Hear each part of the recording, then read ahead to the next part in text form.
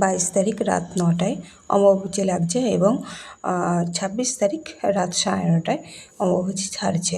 তোমরা এই সময় কী কী করবে বা কী কী করবে না একটু তোমরা জেনে নাও। এই সময় মা কালী, মা সন্তোষী মাতা, শীতলা মা, মনসা মা এদেরকে এক মানে পুরোটা স্পর্শ করতে নেই এবং লাল শালু বা লাল কাপড় দিয়ে এদেরকে ঢেকে দিতে হয়। এবং যাদের ধরো সিংহাসন আছে তারা একদম স্পর্শ করবে না, তারা এমনি নিত্য সেবা দেবে। নিত্য সেবার মধ্যে কী কী দেবে?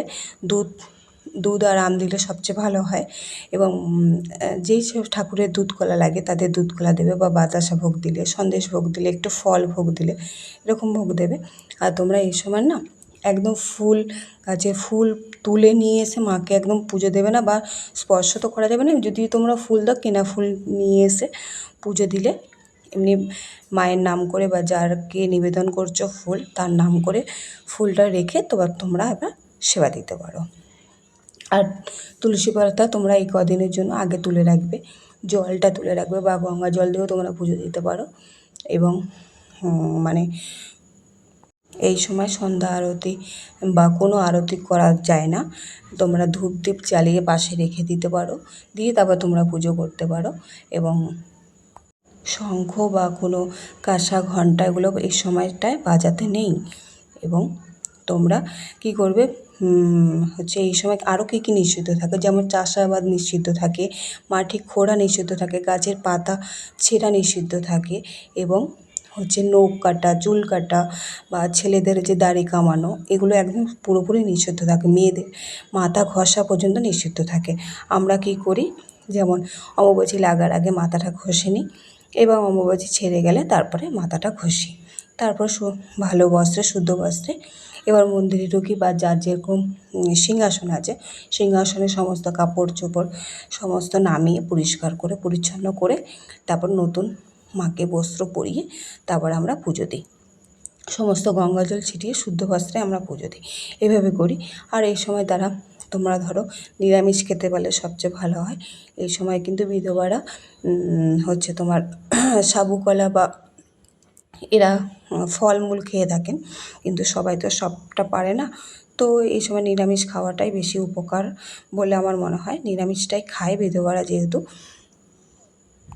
এই সময়টুকু এই 4টে দিন তোমরাও একটু মানো, দেখবে ভালো হবে।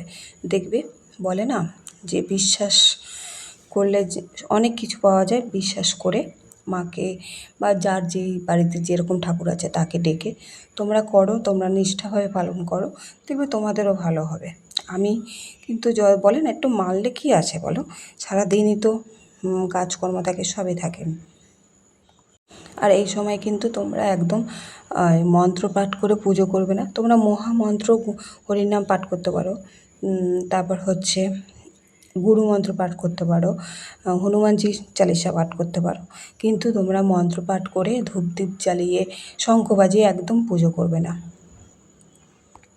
আমি যেমন এই সময় পুরো মন্দির ঢেকে দেবো এবং পর্দার আড়ালে গোপালকে দেবো এবং মহাদেবকে সমস্ত ঠাকুরকে নিবেদন করে পুজো দেবো, কিন্তু ঠাকুরের মুখও দেখবো না এবং স্পর্শও করবো না, প্লাস ফুলও দেবো না।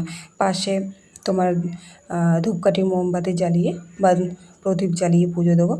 এভাবে তোমরাও করো। জয় মা কামাখ্যা, জয় মা মনসা। সবাই সুস্থ থেকো, ভালো থেকো, সবার উপকৃত হবে এই ভিডিওটা। আর ভিডিওটা এইটুকুই বলার ছিল। সবাইকে জানাই অমাবস্যা প্রীতি ও শুভেচ্ছা, ভালোবাসা। সবাই সুস্থ থেকো, ভালো থেকো। শুভরাত্রি। জয় নিতাই, জয় গৌর, জয় মহাপ্রভু, জয় গোপাল, রাধে রাধে, জয় রাধা গোবিন্দ। সবাইকে জানাই শুভরাত্রি।